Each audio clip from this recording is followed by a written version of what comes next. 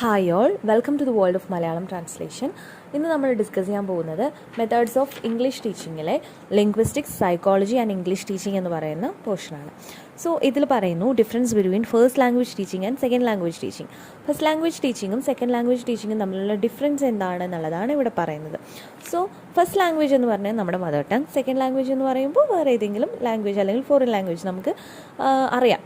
നമ്മുടെ second language എന്നൊക്കെ പറയുമ്പോൾ നമുക്ക് വേഗം അറിയാവുന്ന ഒരൊറ്റ ഭാഷയേ ഉള്ളൂ അല്ലേ, അതായത് നമ്മുടെ ഇംഗ്ലീഷ്. സോ ഫസ്റ്റ് ലാംഗ്വേജ് എന്ന് പറയുന്നത് നമ്മൾ അക്വയർ ചെയ്യുന്നതും സെക്കൻഡ് ലാംഗ്വേജ് എന്ന് പറയുന്നത് നമ്മൾ ലേൺ ചെയ്യുന്നതുമാണ്. സോ നമുക്കിവിടെ തന്നിട്ടുണ്ട് the goals of teaching the mother tongue, that is the first language, are different from those of teaching a second language or target language. അതായത് മദർ ടങ് നമ്മൾക്ക് ഓട്ടോമാറ്റിക്കായിട്ട് നമ്മൾ പഠിക്കുന്നതാണ് അല്ലേ. But in the case of second language അത് അങ്ങനെയല്ല, രണ്ടും different ആണ്. The first language is not taught. First language ആരും നമ്മളെ പഠിപ്പിക്കുന്നതല്ല, ബൈ ഗോഡ് നമ്മൾ തന്നെ പഠിക്കുന്നതാണ്. A child picks up the first language form the speaker's in the immediate environment and it is learn naturally. അതായത് കുട്ടിയെ സംബന്ധിച്ച് കുട്ടി എന്താ ചെയ്യുന്നത്, സ്വന്തമായിട്ട് നാച്ചുറൽ ആയിട്ട് പഠിക്കുകയാണ് ചെയ്യുന്നത് ഫസ്റ്റ് ലാംഗ്വേജ് എന്ന് പറയുന്നത്. Learning the first language is like one of the basic instinct which cannot be suppressed any normal child. അതായത് നമുക്കറിയാം ചുറ്റുപാടും നോക്കി ഭാഷയൊക്കെ എന്താണ്, അതായത് നമ്മുടെ അച്ഛനും അമ്മ എന്താണ് സംസാരിക്കുന്നത് കുട്ടി കേൾക്കുന്നു, അത് പഠിക്കുന്നു, പിന്നെ കുട്ടി അത് ഇമിറ്റേറ്റ് ചെയ്യാൻ ശ്രമിക്കുകയാണ് ചെയ്യുന്നത്. അല്ലാതെ കുട്ടി ജനിച്ച ഉടനെ തന്നെ ഇതാണ് എൻ്റെ ഭാഷ, എനിക്ക് ഈ ഭാഷ ഇഷ്ടമുള്ളൂ, ഞാൻ ഇതിലേ സംസാരിക്കുള്ളൂ എന്നൊന്നും തീരുമാനിച്ചിട്ടല്ല സംസാരിക്കുന്നത്. എങ്ങനെയാണോ കുട്ടി കേൾക്കുന്നത് അതിനനുസരിച്ചാണ് കുട്ടി സംസാരിക്കുന്നത്.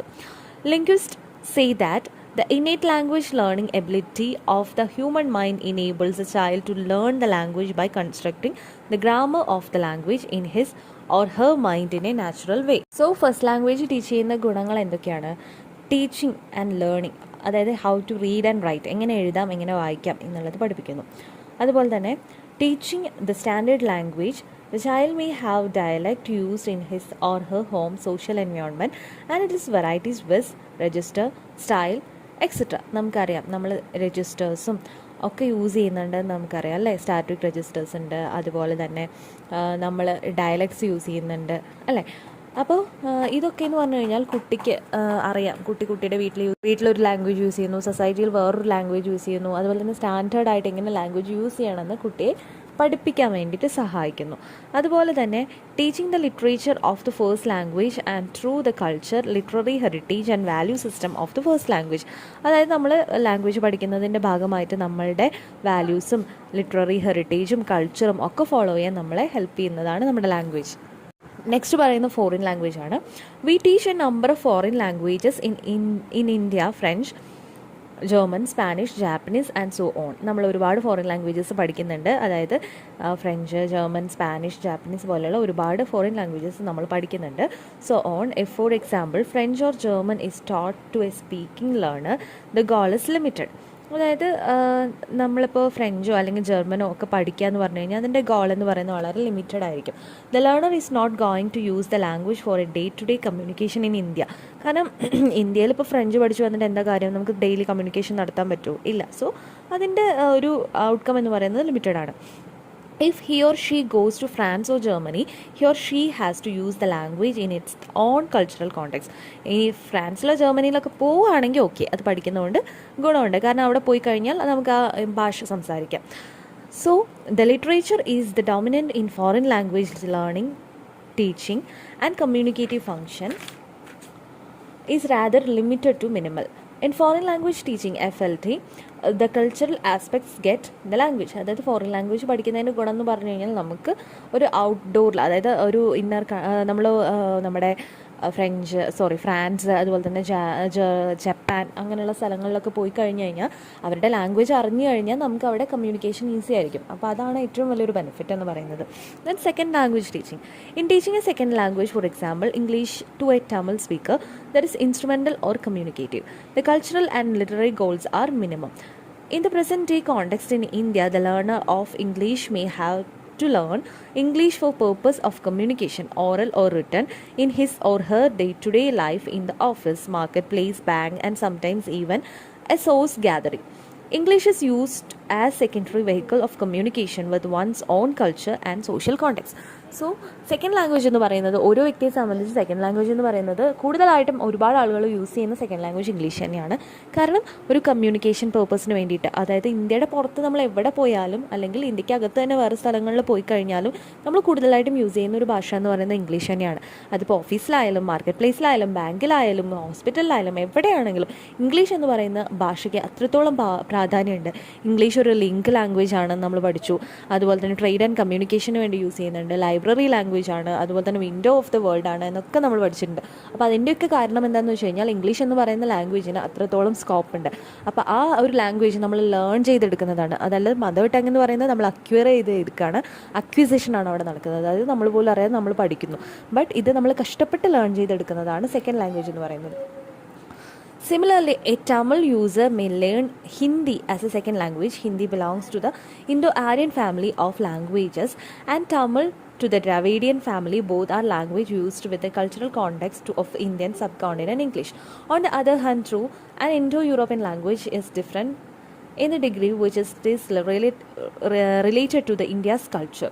English is intimately interwoven with culture of the Indian subcontinent as Hindi or Bengali or Tamil, but still English is different from French or German or Italian. It has a unique status. It is neither Indian nor foreign. That is why the constitution treat as an associative language. So associate language എന്ന് വെച്ച് കഴിഞ്ഞാൽ അവിടെ പറയുന്നത് സിമ്പിളായിട്ടുള്ള കാര്യമാണ്. അതായത് നമുക്കറിയാം, നമ്മൾ തമിഴ് സംസാരിക്കുന്ന ആൾക്കാരെ കണ്ടിട്ടുണ്ട്. തമിഴ് സംസാരിക്കുന്ന ആൾക്കാരെ സംബന്ധിച്ച് അവർക്ക് ഹിന്ദി പഠിക്കുക എന്ന് പറഞ്ഞു കഴിഞ്ഞാൽ വലിയ ബുദ്ധിമുട്ടുള്ള കാര്യമല്ല. But in the case of English എന്ന് പറയുന്നത് അത്യാവശ്യം ബുദ്ധിമുട്ടാണെന്നല്ല, പക്ഷേ കുറച്ച് റിസ്ക്കിയാണ്. പക്ഷേ ഹിന്ദി എന്ന് പറയുന്നത് പണ്ട് കാലത്ത്, അതായത് നമ്മളുടെ ലിങ്ക് ലാംഗ്വേജ് ആയിട്ട് കൂടുതൽ ആൾക്കാരും യൂസ് ചെയ്തിരുന്നത് ഹിന്ദി ആയിരുന്നു. അപ്പോൾ ജവഹർലാൽ നെഹ്റു ആയിരുന്നു അതിനെ സപ്പോർട്ട് ചെയ്തിരുന്നത്. പക്ഷേ ഹിന്ദി എന്ന് പറയുന്ന ആ ഭാഷ പഠിക്കുക എന്ന് പറയുന്നത് കുറേ ആളുകളെ സംബന്ധിച്ച് ഭയങ്കര ബുദ്ധിമുട്ടായിരുന്നു. അപ്പോൾ ആ സമയത്ത് 200-ൽ പരം ഭാഷകളേക്കാൾ കൂടുതൽ ഇമ്പോർട്ടൻസ് കിട്ടിയിരുന്നത് ഇംഗ്ലീഷിനായിരുന്നു. ഇംഗ്ലീഷിന് ഒരുപാട് വർഷത്തെ പഴക്കമുണ്ടായിരുന്നു. അപ്പോൾ അതുകൊണ്ട് തന്നെ ഇംഗ്ലീഷിന് കൂടുതൽ പ്രയോറിറ്റി കിട്ടാൻ തുടങ്ങി. അപ്പോൾ ഇംഗ്ലീഷിന് കൂടുതൽ പ്രയോറിറ്റി കിട്ടാൻ തുടങ്ങിയപ്പോൾ ഇംഗ്ലീഷിനെ എല്ലാവരും പ്രൊമോട്ട് ചെയ്യാനും ഇംഗ്ലീഷിൽ കമ്മ്യൂണിക്കേഷൻ നടത്താനും തുടങ്ങി.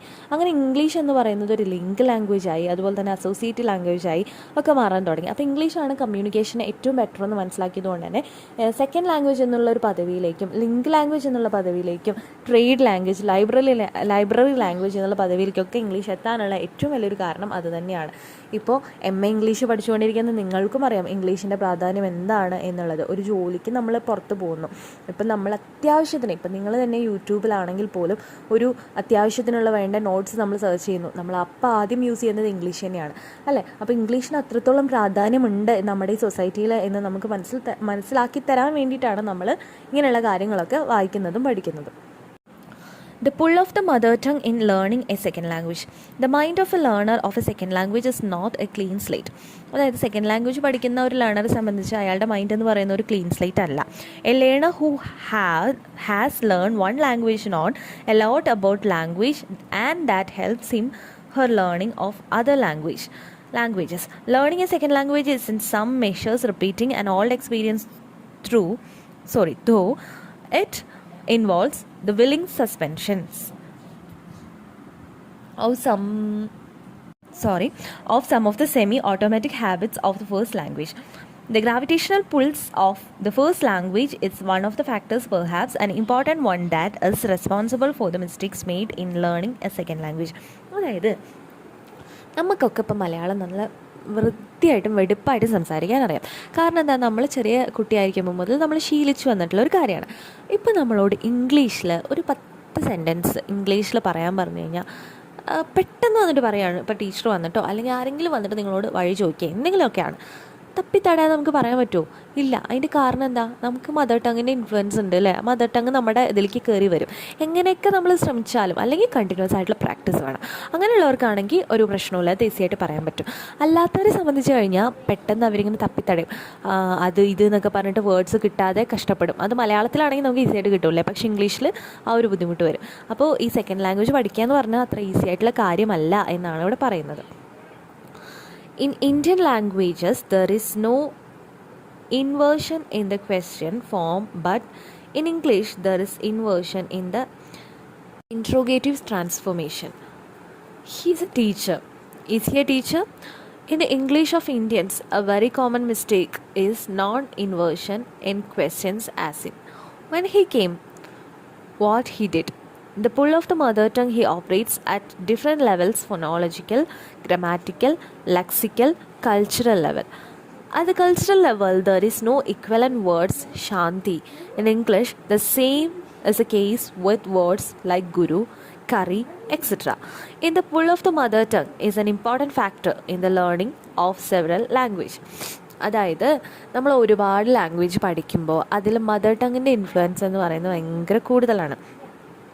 അപ്പോൾ അതിന് കാരണം എന്താ വെച്ച് കഴിഞ്ഞാൽ, നമ്മളിപ്പോൾ പറഞ്ഞു എക്സാമ്പിൾ ഗുരു എന്ന് പറയുന്നു, അത് ഇംഗ്ലീഷിലും ഗുരു എന്ന് തന്നെയാണ് പറയുക. അതുപോലെ തന്നെ കറി നമ്മൾ ഇംഗ്ലീഷിൽ കറി എന്ന് പറയുന്നു, മലയാളത്തിലും കറി എന്ന് തന്നെയല്ലേ പറയുക. ചില സ്ഥലങ്ങളിൽ മാത്രം ചില ആളുകൾ മാത്രം മാറ്റി പറയുന്നു. അതുപോലെ തന്നെ നമ്മൾ ഇംഗ്ലീഷിൽ യൂസ് ചെയ്യുന്ന വേർഡാണ് സ്വിച്ച്, ഗ്ലാസ്, അല്ലേ? അങ്ങനെയുള്ള വേർഡ്സൊക്കെ നമുക്ക് ഇംഗ്ലീഷിൽ നിന്ന് കിട്ടിയതാണ്. അപ്പോൾ അതെന്താ ചെയ്യുന്നത്, നമ്മൾ ഡെയിലി യൂസ് ചെയ്യുന്നുണ്ട്. മദർ ടങ് എടുത്തു കഴിഞ്ഞാൽ മലയാളത്തിൽ, അതായത് ഇംഗ്ലീഷിൻ്റെ അതാണ് ശരിക്കും പറഞ്ഞാൽ മദർ ടങ്ങിൻ്റെ ഇൻഫ്ലുവൻസ് എന്ന് പറഞ്ഞു കഴിഞ്ഞാൽ നമ്മൾ മദർ ടങ്ങിലും ഈ സാധനങ്ങളൊക്കെ തന്നെയാണ് യൂസ് ചെയ്യുന്നത്. അല്ലാതെ മദർ ടങ്ങിൽ സ്വിച്ചിൻ്റെ പച്ചയായ മലയാളമൊന്നും അല്ല നമ്മൾ പറയുന്നത്, അല്ലേ? അപ്പോൾ ഇവിടെ ഇംഗ്ലീഷ് ലാംഗ്വേജ് ടീച്ചിങ്ങിന് യൂസ് ചെയ്യുന്ന കുറേ അബ്രിവേഷൻസ് തന്നിട്ടുണ്ട്. സോ നമുക്കതൊന്ന് നോക്കാം. EAP English academic purposes, then EEP English for educational purpose, EFL English as a foreign language, EGP English for general purpose, EIAL English as an international auxiliary language, ELT English language teaching. അതിൽ ELT ആണ് കുറച്ച് important ആയിട്ടുള്ള കാര്യം, അത് നോക്കി വയ്ക്കാം. പിന്നെ IELTS എന്താണെന്ന് നിങ്ങൾക്ക് എല്ലാവർക്കും അറിയണ്ടാവും, international English language texting system. Then അത്രയും നോക്കിയാൽ മതി. പിന്നെ ടോഫിലും നിങ്ങൾക്ക് അറിയണ്ടാവും അല്ലേ, അതായത് test of English as a foreign language. നമ്മൾ നോക്കാൻ പോകുന്നത് behaviourism and is its impact on language teaching. അതായത് ഒരു കുട്ടി ജപ്പാനിലാണ് വളർന്നിട്ടുണ്ടെങ്കിൽ ഓട്ടോമാറ്റിക്കായിട്ട് ആ കുട്ടി ജാപ്പനീസ് സംസാരിക്കും. അതുപോലെ തന്നെ ഒരു കുട്ടി UP വളർന്നിട്ടുണ്ടെങ്കിൽ ആ കുട്ടി എന്താണ്, ഹിന്ദി സംസാരിക്കും. അപ്പോൾ അതിൻ്റെ ഏറ്റവും വലിയൊരു കാര്യം എന്ന് പറയുന്നത് എൻവയോൺമെൻ്റ് ആണ്. അതായത് നമ്മൾ ലാംഗ്വേജ് ലേണിങ്ങിന് നമ്മൾ കൂടുതലായിട്ടും ഡിപ്പെൻഡ് ചെയ്യുന്നത് എൻവയോൺമെൻറ്റിനെയാണെന്നാണ് പറയുന്നത്. In the 1950s, the social sciences were dominated by behaviorism. 1950 social science ആണ് ബിഹേവിയറിസം എന്ന് പറയുന്ന കോൺസെപ്റ്റ് ഡൊമിനേറ്റ് ചെയ്തത്. The school of thought popularized by John Watson and B.F. Skinner. Mental terms like know and think were branded as unscientific, mind and innate were taboo words. Behavior was explained by a few laws of stimulus response learning that could be studied with rats pressing bars and dogs salivating to the sound of the bells. In 1957, Skinner in his verbal behavior claimed that language is learned from environment. അതായത് നമ്മളുടെ സൈക്കോളജിസ്റ്റായിട്ടുള്ള സ്കിന്നറും അതുപോലെ തന്നെ പാവ്ലോവും ഒക്കെ കൂടെ കുറേ experiments നടത്തിയിട്ടുണ്ടായിരുന്നു. അപ്പോൾ അതിൻ്റെ ബേസിസിലാണ് എന്ത് മനസ്സിലായത്, ബിഹേവിയറിസം എന്ന് പറയുന്ന അപ്രോച്ചിന് അത്രത്തോളം ഇമ്പോർട്ടൻസ് ഉണ്ട് എന്നുള്ളതും റെസ്പോൺസിന് അത്രത്തോളം ഇമ്പോർട്ടൻസ് ഉണ്ട് എന്നുള്ളതും സ്റ്റിമുലസിന് അത്രത്തോളം ഇമ്പോർട്ടൻസ് ഉണ്ട് എന്നുള്ളതൊക്കെ മനസ്സിലാക്കാൻ സാധിച്ചത്. അപ്പോൾ സ്കിന്നർ എന്ന് പറഞ്ഞിട്ടുള്ള ആൾ എന്ത് ചെയ്തു എന്ന് വെച്ച് കഴിഞ്ഞാൽ, അദ്ദേഹം ഒരു വിശന്നിരിക്കുന്ന ഒരു എലിയെ പിടിച്ചിട്ട് ഒരു കൂടിനകത്ത് അടച്ചിട്ട് അതിനകത്ത് തന്നെ ഒരു ലിവറും കൊടുത്തു. അപ്പോൾ എലിയുടെ അകത്ത് ലിവർ വെച്ചിട്ടുണ്ട്, വിശന്നിരിക്കുകയാണ്. അപ്പോൾ എലി ഇങ്ങനെ വെപ്രളം പിടിച്ച് അങ്ങോട്ടും ഇങ്ങോട്ടൊക്കെ ഓടുന്നതിൻ്റെ ഇടയിൽ അറിയാതൊന്നും ആ ലിവറിൽ പ്രസ് ചെയ്തപ്പോൾ കുറച്ച് ഫുഡ് എലിക്ക് കിട്ടി. അപ്പോൾ അതിൻ്റെ ഭാഗമായിട്ട് എലിക്ക് ആദ്യമൊന്നും കാര്യം മനസ്സിലായില്ല, പക്ഷേ പിന്നെ എവിടെയൊക്കെയോ ചവിട്ടുമ്പോൾ എലിക്ക് ഫുഡ് കിട്ടുന്നുണ്ട്. അപ്പോൾ എലി കണ്ടിന്യൂസ് ആയിട്ട് ആ ലിവർ പ്രസ് ചെയ്യാൻ തുടങ്ങി, എലിക്ക് ഫുഡ് കിട്ടാൻ തുടങ്ങി. അതേപോലെ തന്നെ പറയുന്ന വേറൊന്നാണ് സ്റ്റിമുലസ്, അതിന് റെസ്പോൺസ് എന്നാണ് കേട്ടോ പറയുന്നത്, റെസ്പോൺസ് തിയറിയാണ്. നെക്സ്റ്റ് സ്റ്റിമുലസ് റെസ്പോൺസ് എന്ന് പറയുമ്പോൾ പാവ്ലോവ് ആണ് കേട്ടോ. പാവ്ലോവ് എന്ന് പറയുന്ന ആൾ അദ്ദേഹം എന്ത് ചെയ്യുന്നു വെച്ചാൽ ഇതേ കോൺസെപ്റ്റ് തന്നെ, വിശന്നിരിക്കുന്ന ഒരു പട്ടിയെ ഒരു കൂടിനകത്ത് അടച്ചു, അതിനുശേഷം ഫുഡ് പുറത്ത് കൊണ്ടുപോയി വെച്ചു. അപ്പോൾ ഓട്ടോമാറ്റിക്കായിട്ടൊരു പട്ടി വിശന്നിരിക്കുകയാണ്, പുറത്ത് ഫുഡ് കൊണ്ട് വെച്ച് കഴിഞ്ഞാൽ പട്ടിയുടെ വായിൽ നിന്ന് സലൈവ വരും, ഉമിനീര് വരും. അതിനുശേഷം അദ്ദേഹം എന്ത് ചെയ്തു എന്ന് വെച്ച് കഴിഞ്ഞാൽ അതേ പട്ടിയെ തന്നെ കൂട്ടിലടച്ചു, വിശന്നിരിക്കുന്ന പട്ടിയാണ്, പക്ഷേ ഫുഡ് കൊടുത്തില്ല, പകരം ബെല്ലടിച്ചു. പട്ടിക്ക് പ്രത്യേകിച്ച് ഒരു മാറ്റം ഉണ്ടായില്ല. അത് കഴിഞ്ഞിട്ട് അദ്ദേഹം എന്ത് ചെയ്തു എന്ന് വെച്ച് കഴിഞ്ഞാൽ അതേ പട്ടിയുടെ മുന്നിലേക്ക് ഫുഡ് വെക്കുന്നതിന് മുൻപ് ബെല്ലടിച്ചു, എന്നിട്ട് ഫുഡ് കൊടുത്തു. അപ്പോൾ പട്ടിയുടെ വായിൽ നിന്ന് സലൈവ വന്നു. അപ്പം അങ്ങനെ അദ്ദേഹം 7 ദിവസം ആ പ്രോസസ്സ് കണ്ടിന്യൂ ചെയ്തു.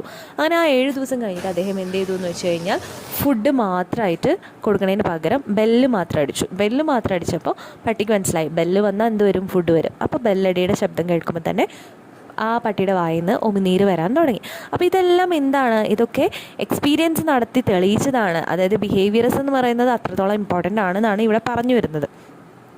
Influenced by behaviorist psychology and structural linguistics based on the behaviorism, a set of assumptions regarding language learning were formulated in 1950s, 1960s they are. അതായത് ഒരുപാട് ലാംഗ്വേജ് ലേണിംഗ് ഉണ്ടായിട്ടുണ്ട്. എന്തിനെ ബേസ് ചെയ്തിട്ട്? ബിഹേവിയറിസത്തിനെ ബേസ് ചെയ്തിട്ട്. അതും 1950s 60s Language is a form of behavior and language learning is a matter of acquiring a set of habits. Language എന്ന് പറയുന്നത് behaviour ആണ്. അതുപോലെ തന്നെ ലാംഗ്വേജ് ലേണിംഗ് എന്ന് പറയുന്നത് ഒരുപാട് സെറ്റ് ഓഫ് ഹാബിറ്റ്സ് അക്വയർ ചെയ്യുന്നതിന് തുല്യമാണ്.